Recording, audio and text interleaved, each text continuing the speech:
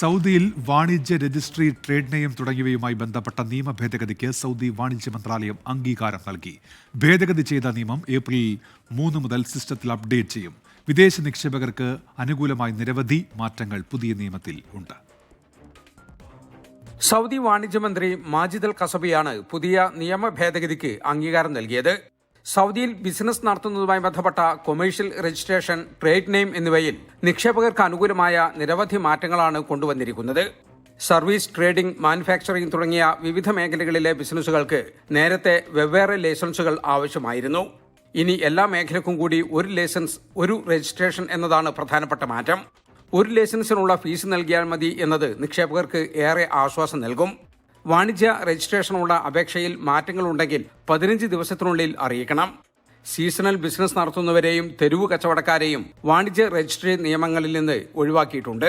വാണിജ്യ രജിസ്ട്രിയുമായി ബന്ധപ്പെട്ട നിയമലംഘനങ്ങൾക്ക് 500 മുതൽ 10,000 വരെ റിയാൽ പിഴ ചുമത്തും.